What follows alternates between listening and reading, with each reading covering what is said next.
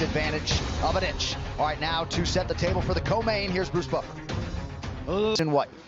Two things from the introductions, John. First, Cody Garbrandt looks like Teen Wolf with the haircut. His hair is immaculate. And also, Bruce is getting a little loose with those fist bumps. Remember in Jacksonville, he wouldn't touch nobody. Bruce Buffer's giving fist bumps again. What's going on? Interesting that Assuncao is an underdog coming into this fight. Just slight, but interesting, considering the fact that Cody's lost his last 3. Plus 125 at close for Assuncao. Garbrandt the minus 145 favorite. And lost the last 3 by stoppage. It just shows you how high people are on Cody's actual skills. Yes. Russell Crowe stars in the new movie Unhinged, only in theaters July 1st. Are you feeling unhinged? Oh, look at that. Beautiful straight right hand and then ducked under the return. Cody looks sharp. Really sharp.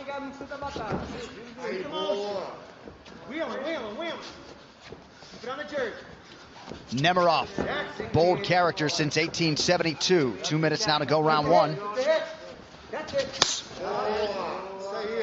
A laser-like focus in the eyes of Cody Garbrandt here early on tonight. He just looks so technical. You know, he's not doing any of the things that got him in trouble in the Munoz fight or even in the TJ fight. I mean, him and TJ had so much animosity towards each other. I think that poisoned his style. He was also carrying a lot of that beef of the team, right? It was alpha male versus TJ Dillashaw, and he carried all that weight on his back. And right now they don't have that with Rafael Assuncao. And I want you to understand that Cody Garbrandt, even though he's worked with Mark Henry, he still represents the team that he has been with his entire career. He loves those guys down in Sacramento. And we should acknowledge his other coaches, Mike Malott, Chris Holdsworth still firmly in his corner, and he also still works with his uncle Robert Meese. So a lot of credit to Henry and Almeida, and rightfully so, but this has been a split camp for Garbrandt. Assuncao looks like he's having a real hard time with the speed. It looks like he feels like he's stuck. He's a gear behind. Mm-hmm. Look at that. I mean, that was a good counter right hand by Assuncao. And Cody took that much better than he's taken punches lately. But it just seems like Rafael's still trying to get the timing of Garbrandt. And sometimes when you're fighting guys that are extremely fast, it's harder to get a beat on what they're trying to do. Garbrandt biting on a lot of these fakes from Assuncao early. 30 seconds to go in the round.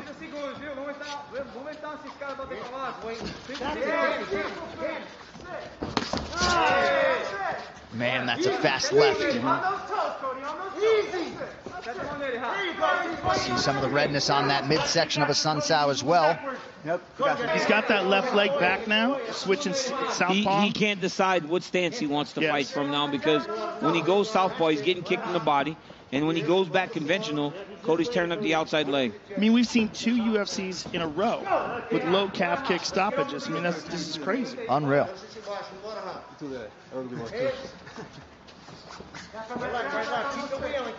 But honestly, this is the Assuncao style, right? Like he's very measured in his approach. He isn't a guy that goes crazy inside the octagon.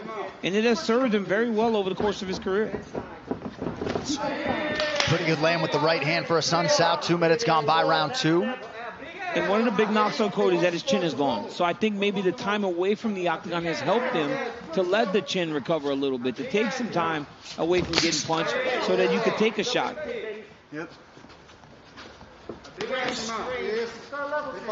Garbrandt 32-1 as an amateur boxer. DC mentioned all the football reps as a middle linebacker in Ohio, and that says nothing about the legendary brawls with his brother Zach back in the day. And this round, Rafael Assuncao is having a better round. It's more tit for tat this round as opposed to what it was in round number 1. Striking numbers unofficial, but I'm seeing 20-12 in terms of the significant strikes in favor of Assuncao. Mm-hmm.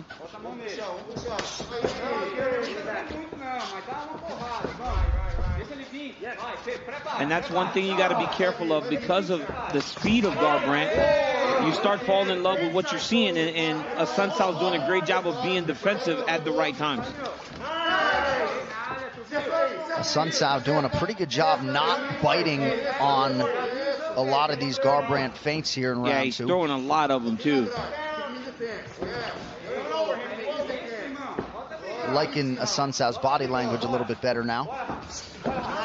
And again, it's because now he's starting to feel the timing, right? It took him a while to get a grip on the speed of Garbrandt. Now you're about 9 minutes in, so he can see what Cody's trying to do. But that left leg is, oh, clean. Clean right hand by Cody. But he's got to be careful he doesn't get into a brawl here. He's got to stay technical. Friendly back and forth verbally between these two guys, but a big knockdown for Garbrandt with about a minute to go here in round 2. What did he say to him? He said it was more of a slip. That's what Assuncao said. But for as much as it may have been a slip, I know what it looks like to the judges. And you going down is not a good thing. Oh, that punch landed behind the ear of Assuncao and dropped him. So you can call it a slip. But it grazed him behind the ear. Interesting how he's doing that. Dropping his weight totally down to the ground, landing that kick, almost like a karate sweep. Yeah. No, what he's doing is he's changing levels as if he's going to shoot. It's like a duck walk in wrestling. But when he changes levels, he just wraps around instead of penetrating. He's kicking the leg of Rafael Assuncao. Yeah. And it's very effective. Assuncao attacks the body late in the round. That's